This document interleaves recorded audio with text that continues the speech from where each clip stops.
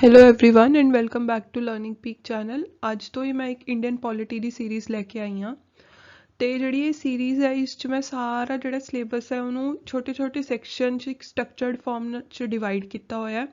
ਰੋਜ਼ ਤੁਹਾਨੂੰ ਇੱਕ ਜਾਂ ਦੋ ਵੀਡੀਓਜ਼ ਮੈਕਸਿਮਮ ਮਿਲ ਜਾਣਗੀਆਂ ਇਸ ਸੈਕਸ਼ਨ ਦੀਆਂ ਸਿਵਿਕਸ ਦੀਆਂ, ਜਿਹੜਾ ਮੈंने ਤੁਹਾਨੂੰ ਲਾਸਟ ਟਾਈਮ ਸਿਲੇਬਸ ਸ਼ੇਅਰ ਕੀਤਾ ਸੀ ਉਸ ਦੇ ਅਕੋਰਡਿੰਗ ਇਹ ਸਾਰੀ ਸੀਰੀਜ਼ ਹੋਣਗੀਆਂ। ਤੇ ਜਿਵੇਂ ਪਹਿਲਾ ਟੌਪਿਕ ਸੀ ਆਪਣਾ ਉਸ ਸਿਲੇਬਸ 'ਚ ਸਿਵਿਕਸ ਦਾ ਪਾਰਲੀਮੈਂਟ, ਪਰ ਪਾਰਲੀਮੈਂਟ ਨੂੰ ਪੜ੍ਹਨ ਤੋਂ ਪਹਿਲਾਂ ਆਪਾਂ ਨੂੰ ਸਾਰਾ ਬੈਕਗਰਾਊਂਡ ਜਾਣਨਾ ਬਹੁਤ ਜ਼ਰੂਰੀ ਹੈ ਇੰਡੀਅਨ ਪੋਲਿਟੀ ਦਾ।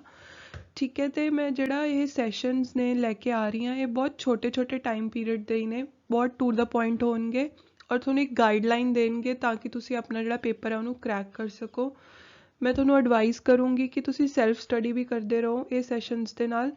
पर हाँ, मैंने इन्ना सैशनस जिन्ने भी टॉपिक हूँ मैं शेयर करूँगी उन्होंने सारे इंपॉर्टेंट आस्पैक्ट्स मैं शेयर करूँगी। तो अज का सैशन आप शुरू करते हैं। इंट्रोडक्शन टू इंडियन पॉलिटी जिहड़ा अज का अपना टॉपिक है ये है कि किवें इंट्रोड्यूस क्या क्या सीगा है ना इंडियन पॉलिटी च, पहला की बैकग्राउंड है, किवें आपां जिथे हैगे उत्थे तक किवें पहुंचे इंडियन पॉलिटी च, किवें अपना सिविक्स ਦਾ ਜਿਹੜਾ ਸਟਰਕਚਰ ਸੀ ਉਹ ਫਾਰਮ ਹੋਇਆ, ਕੀ ਇਵੈਂਟਸ ਹੋਏ, ਕੀ ਹੈਪਨਿੰਗ ਹੋਈਆਂ ਹੈ ਨਾ, ਉਹਨਾਂ ਬਾਰੇ ਸਾਰੀ ਜਾਣਕਾਰੀ ਤੁਹਾਨੂੰ ਇਸ ਸੈਸ਼ਨ 'ਚ ਮਿਲ ਜੂਗੀ। ਸ਼ੁਰੂਆਤ ਕਿਵੇਂ ਹੋਈ, ਜਿਹੜਾ ਆਪਣਾ ਕੌਨਸਟੀਟਿਊਸ਼ਨ ਹੈ ਉਹ ਕਿਵੇਂ ਬਣਿਆ ਹੈ ਨਾ, ਉਹਦੇ ਬਾਰੇ ਸਾਰੀ ਜਾਣਕਾਰੀ ਬੈਕਗਰਾਊਂਡ ਦੀ ਮੈਂ ਤੁਹਾਨੂੰ ਅੱਜ ਦੇ ਸੈਸ਼ਨ 'ਚ ਦੇਣ ਦੀ ਪੂਰੀ ਕੋਸ਼ਿਸ਼ ਕਰੂੰਗੀ। ਸਭ ਤੋਂ ਪਹਿਲੀ ਗੱਲ ਕਿ 16ਵੀਂ ਸਦੀ 'ਚ ਜਿਹੜੇ ਅੰਗਰੇਜ਼ ਸੀ ਉਹ ਭਾਰਤ 'ਚ ਆਉਣੇ ਸ਼ੁਰੂ ਹੋ ਗਏ ਸੀ। ਈਸਟ ਇੰਡੀਆ ਕੰਪਨੀ ਨਾਮ ਦੀ ਇੱਕ ਕੰਪਨੀ ਸੀ ਜਿਹਨੇ ਭਾਰਤ ਵਿੱਚ ਸਭ ਤੋਂ ਪਹਿਲਾਂ ਆ ਕੇ ਵਪਾਰ ਕਰਨਾ ਸ਼ੁਰੂ ਕੀਤਾ ਸੀ। ਉਹਨਾਂ ਦੀ ਕੋਈ ਮਨਸ਼ਾ ਨਹੀਂ ਸੀਗੀ ਕਿ ਉਹ ਭਾਰਤ 'ਤੇ ਆ ਕੇ ਰਾਜ ਕਰਨ। ਉਹਨਾਂ ਨੇ ਜਿਹੜੀ ਇੰਗਲੈਂਡ ਦੀ ਕੰਪਨੀ ਸੀ ਈਸਟ ਇੰਡੀਆ ਕੰਪਨੀ, ਉਹਨਾਂ ਨੇ ਉੱਥੇ ਦੀ ਜਿਹੜੀ ਕੁਈਨ ਸੀ ਉਸ time the Rani C Elizabeth I, ਉਹ ਤੋਂ ਇੱਕ ਚਾਰਟਰ ਸਾਈਨ ਕਰਵਾਇਆ ਸੀ, ਜਾਂ ਇਹ ਕਹਿ ਲਓ ਕਿ ਉਸ ਰਾਣੀ ਨੇ ਉਹਨਾਂ ਨੂੰ ਇੱਕ ਚਾਰਟਰ ਦਿੱਤਾ ਸੀ, ਮਤਲਬ ਇੱਕ ਲੀਗਲ ਡਾਕੂਮੈਂਟ ਦਿੱਤਾ ਸੀ। ਚਾਰਟਰ ਕੀ ਹੁੰਦਾ? ਇੱਕ ਲੀਗਲ ਡਾਕੂਮੈਂਟ ਹੁੰਦਾ ਜਿਸ 'ਚ ਲਿਖਿਆ ਗਿਆ ਸੀਗਾ ਕਿ ਜਿਹੜੀ ਈਸਟ ਇੰਡੀਆ ਕੰਪਨੀ ਹੈ ਉਹਦੇ ਕੋਲੇ ਹੀ ਭਾਰਤ 'ਚ ਵਪਾਰ ਕਰਨ ਦਾ ਸਾਰਾ ਅਧਿਕਾਰ ਹੈ। ਹੋਰ ਕੋਈ ਵੀ ਇੰਗਲੈਂਡ ਦੀ ਕੰਪਨੀ ਭਾਰਤ 'ਚ ਆ ਕੇ ਵਪਾਰ ਨਹੀਂ ਕਰ ਸਕਦੀ, ਭਾਰਤ 'ਚ ਆ ਕੇ ਟ੍ਰੇਡ ਨਹੀਂ ਕਰ ਸਕਦੀ। ਤੇ ਈਸਟ ਇੰਡੀਆ ਕੰਪਨੀ ਸੀ ਜਿਹੜੀ, ਉਹਦਾ ਸਭ ਤੋਂ ਮੋਟਿਵ ਸਿਰਫ ਇਹੀ ਸੀਗਾ ਕਿ ਵਪਾਰ ਕਰੀਏ। ਕਿਹਦਾ ਵਪਾਰ ਕਰੀਏ? ਕਾਟਨ ਦਾ, ਇੰਡੀਗੋ ਦਾ, ਟੀ ਦਾ। ਠੀਕ ਹੈ, ਔਰ ਇਸੀ ਦੇ ਮੱਦੇ ਨਜ਼ਰ ਉਹ ਭਾਰਤ 'ਚ ਆਏ ਸੀਗੇ। ਉਹਨਾਂ ਦਾ ਮੋਟਿਵ ਸਿਰਫ ਵਪਾਰ ਕਰਨਾ ਹੀ ਸੀ। ਠੀਕ ਹੈ, ਫਿਰ ਅੱਗੇ ਕੀ ਹੁੰਦਾ ਹੈ ਕਿ 1765 'ਚ 1765 'ਚ ਕੀ ਹੁੰਦਾ ਕਿ ਈਸਟ ਇੰਡੀਆ ਕੰਪਨੀ ਨੂੰ ਬੰਗਾਲ ਦੀ, ਬਿਹਾਰ ਦੀ ਤੇ ਉੜੀਸਾ ਦੀ ਦੀਵਾਨੀ ਮਿਲ ਜਾਂਦੀ ਹੈ। ਠੀਕ ਹੈ, ਦੀਵਾਨੀ ਇੱਕ ਲੀਗਲ ਟਰਮ ਸੀ, ਉਦੋਂ ਮਿਲਦੀ ਹੁੰਦੀ ਸੀਗੀ। ਉਦੋਂ ਦੇ ਰਾਜੇ ਸੀ ਜਿਹੜੇ ਆਪਣੇ ਉਹ ਦਿੰਦੇ ਸੀਗੇ ਇਹਨਾਂ ਨੂੰ ਕਿ ਉਹ ਇਹਨਾਂ ਨੂੰ ਮਿਲ ਗਈ। ਕਿਹਨਾਂ ਨੂੰ? ਈਸਟ ਇੰਡੀਆ ਕੰਪਨੀ ਦੇ ਜਿਹੜੇ ਵੀ ਓਨਰ ਸੀਗੇ ਜਾਂ ਜਿਹੜੇ ਵੀ ਉਰੇ ਵਪਾਰ ਕਰਨ ਆਉਂਦੇ ਸੀ, ਜਿਹੜੇ ਕੁਈਨ ਐਲਿਜ਼ਾਬੈਥ ਜਿਹੜੀ ਇੰਗਲੈਂਡ ਦੀ ਹੈ, ਉਹਨੇ ਉਹਨਾਂ ਨੂੰ ਉਰੇ ਡਿਪਿਊਟ ਕੀਤਾ ਸੀ ਕਿ ਤੁਸੀਂ ਟ੍ਰੇਡ ਕਰੋ।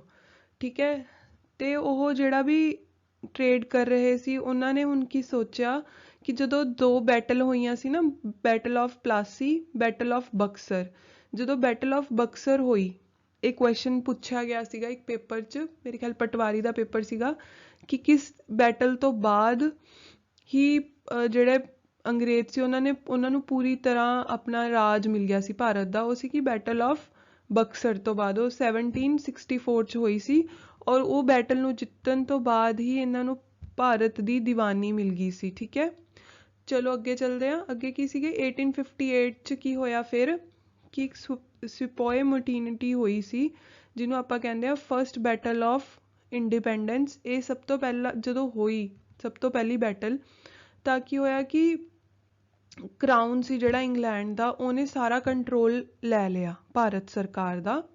ਹੁਣ ਉਹਨਾਂ ਨੂੰ ਪਤਾ ਚੱਲ ਗਿਆ ਸੀਗਾ ਕਿ ਜਿਹੜੇ ਹਿੰਦੁਸਤਾਨ ਦੇ ਲੋਕ ਨੇ ਇਹ ਬਗਾਵਤ ਕਰ ਰਹੇ ਨੇ, ਇਹਨਾਂ ਨੂੰ ਸਮਝ ਆਉਣ ਲੱਗ ਗਿਆ ਹੈ ਕਿ ਸਾਡਾ ਐਕਸਪਲੋਇਟੇਸ਼ਨ ਹੋ ਰਿਹਾ, ਸਾਡੇ ਨਾਲ ਧੱਕਾਸ਼ਾਹੀ ਹੋ ਰਹੀ ਹੈ। ਇਸ ਕਰਕੇ ਉਹਨਾਂ ਨੇ ਜਿਹੜੀ ਰਾਣੀ ਸੀ, ਉਹਨਾਂ ਨੇ ਜਿਹੜੀ ਕੰਪਨੀ ਸੀ ਈਸਟ ਇੰਡੀਆ ਕੰਪਨੀ ਤੋਂ ਸਾਰੇ ਹੱਕ ਲੈ ਲਏ ਤੇ ਉਹਨਾਂ ਨੇ ਆਪਣੀ ਹੀ ਸਰਕਾਰ, ਬ੍ਰਿਟਿਸ਼ ਗਵਰਨਮੈਂਟ ਦੇ ਹੀ ਕੁਛ ਲੋਕ ਉਰੇ ਡਿਪਿਊਟ ਕਰਤੇ, ਉਰੇ ਰੱਖਤੇ ਭਾਰਤ 'ਚ ਰਾਜ ਕਰਨ ਲਈ, ਸ਼ਾਸਨ ਕਰਨ ਲਈ। ठीक है, कदों तो शासन शुरू होਣ ਲੱਗਿਆ, मतलब ਜਿਹੜੇ ਲੀਗਲੀ ਉਹਨਾਂ ਨੇ ठीक है ਰਾਜ ਕਰਨਾ ਸ਼ੁਰੂ ਕੀਤਾ ਸੀ ਉਹ 1858 ਤੋਂ ਬਾਅਦ ਸ਼ੁਰੂ ਕੀਤਾ ਸੀ। ਕਿਹਨੇ? ਕੁਈਨ ਆਫ ਇੰਗਲੈਂਡ ਨੇ, ਜਾਂ ਇਹ ਕਹਿ ਲਓ ਬ੍ਰਿਟਿਸ਼ ਪਾਰਲੀਮੈਂਟ ਨੇ। ਠੀਕ ਹੈ, ਹੁਣ ਅੱਗੇ ਚੱਲਦੇ ਹਾਂ।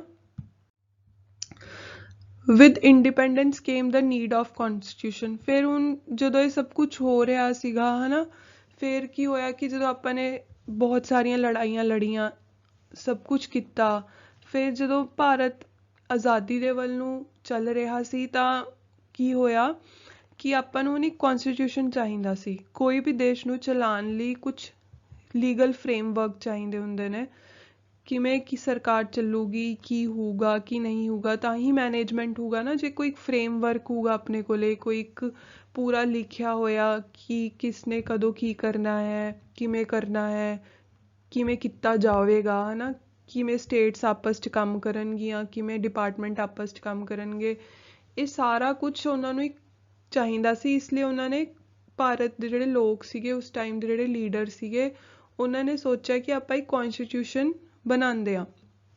ਇਸ ਲਈ ਸਭ ਤੋਂ ਪਹਿਲਾਂ ਇਹਦਾ ਕੌਨਸਟੀਟਿਊਸ਼ਨ ਦਾ ਆਈਡੀਆ ਕਿਹਨੂੰ ਆਇਆ ਸੀਗਾ?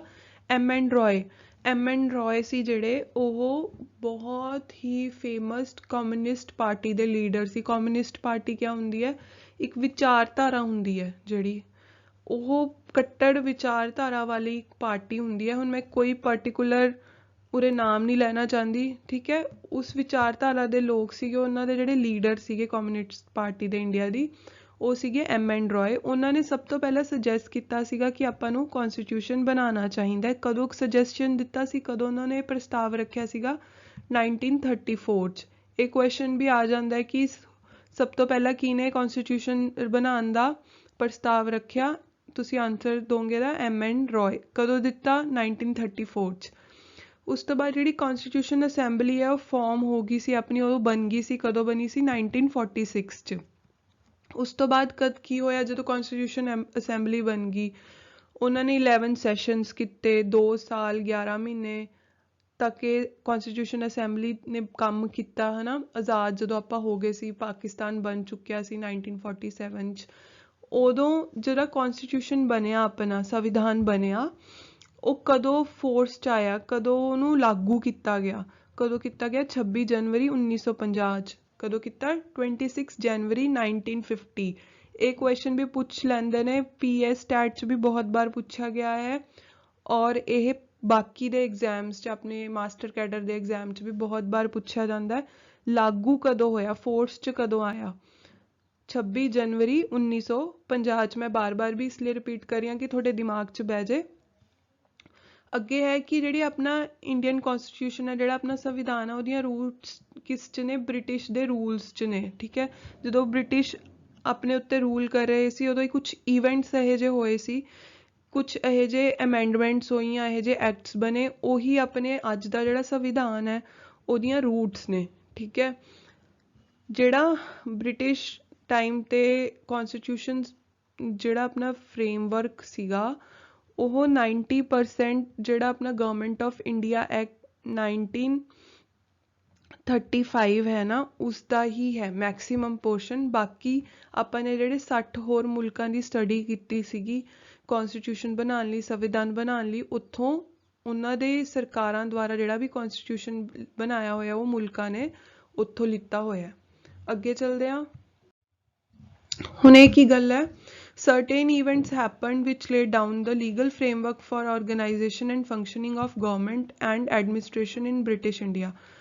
ਉਹੀ ਗੱਲ ਜੋ ਮੈਂ ਤੁਹਾਨੂੰ ਬਾਰ-ਬਾਰ ਰਿਪੀਟ ਕਰ ਰਹੀ ਹਾਂ ਕਿ ਕੁਛ ਇਹੋ ਜਿਹੀਆਂ ਕਹਾਣੀਆਂ ਵਾਪਰੀਆਂ, ਕੁਛ ਇਹੋ ਜਿਹੀਆਂ ਘਟਨਾਵਾਂ ਹੋਈਆਂ ਜਿਨ੍ਹਾਂ ਨੇ ਲੀਗਲ ਫਰੇਮਵਰਕ ਬਣਾਤਾ ਸੀ ਆਰਗੇਨਾਈਜੇਸ਼ਨ, ਕਿਹਦੇ ਲਈ? ਆਰਗੇਨਾਈਜੇਸ਼ਨ ਲਈ, ਫੰਕਸ਼ਨਿੰਗ ਲਈ, ਗਵਰਨਮੈਂਟ ਦੀ। ਠੀਕ ਹੈ, ਜਿਹੜੀ ਆਪਣੇ ਤੇ ਬ੍ਰਿਟਿਸ਼ਰ ਰਾਜ ਕਰ ਰਹੇ ਸੀ, ਉਹਨਾਂ ਨੂੰ ਕਿਵੇਂ ਕੰਮ ਕਰਨਾ ਹੈ ਨਾ, ਚਾਹੇ ਉਹ ਆਪਣੇ ਹੀ ਸਵਾਰਥ ਲਈ ਕਰ ਰਹੇ ਸੀ ਸਭ ਕੁਝ, ਜਿੰਨੇ ਵੀ ਲਾਅ ਸੀ ਉਹਨਾਂ ਦੇ ਹੀ ਹੱਕ ਦੇ ਸੀਗੇ, ਪਰ ਉਹਨਾਂ ਨੇ ਇੱਕ ਲੀਗਲ ਫਰੇਮਵਰਕ ਬਣਾਤਾ ਸੀਗਾ ਤਾਂ ਕਿ ਉਹਨਾਂ ਨੂੰ ਕੋਈ ਕੁਐਸਚਨ ਨਾ ਕਰ ਸਕੇ ਕਿ ਕੀ ਹੋ ਰਿਹਾ, ਕਿਵੇਂ ਹੋ ਰਿਹਾ। ਫਿਰ ਕੋਈ ਵੀ ਮੁਲਕ 'ਤੇ ਜੇ ਤੁਸੀਂ ਰਾਜ ਵੀ ਕਰਦੇ ਹੋ ਤਾਂ ਤੁਹਾਡੇ ਕੋਲ ਇੱਕ ਸਟਰਕਚਰ ਹੋਣਾ ਚਾਹੀਦਾ, ਤੁਹਾਨੂੰ ਪਤਾ ਹੋਣਾ ਚਾਹੀਦਾ ਕਿ ਤੁਸੀਂ ਕਿਵੇਂ ਕਰਨਾ ਹੈ, ਕੀ ਕਰਨਾ ਹੈ। ਉਹੀ ਲੀਗਲ ਫਰੇਮਵਰਕ ਜਿਹੜੀ ਬ੍ਰਿਟਿਸ਼ਰ ਸੀਗੇ ਉਹਨਾਂ ਨੇ ਬਣਾਇਆ। ਠੀਕ ਹੈ, ਔਰ ਇਸੀ ਫਰੇਮਵਰਕ ਦੇ ਥਰੂ ਆਪਾਂ ਨੂੰ ਆਪਣੇ ਕੌਂਸਟੀਟਿਊਸ਼ਨ ਦਾ, ਆਪਣੇ ਸੰਵਿਧਾਨ ਦਾ ਜਿਹੜਾ ਸਭ ਤੋਂ ਬੇਸਿਕ ਸਟੈਪ ਸੀ ਉਹ ਮਿਲ ਗਿਆ ਸੀ। ਤੇ ਅੱਜ ਦਾ ਸੈਸ਼ਨ ਮੈਂ ਉਰੀ ਖ਼ਤਮ ਕਰਦੀ ਹਾਂ।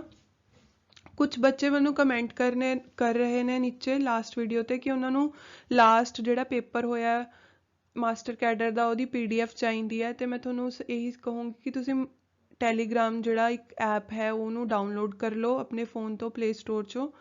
ਤੇ ਇਸੀ ਚੈਨਲ ਦੇ ਨਾਮ ਦਾ ਇੱਕ ਚੈਨਲ ਹੈ ਉੱਥੇ ਟੈਲੀਗ੍ਰਾਮ 'ਚ, ਉੱਥੇ ਜਾ ਕੇ ਜੁਆਇਨ ਕਰੋ ਉਹਨੂੰ।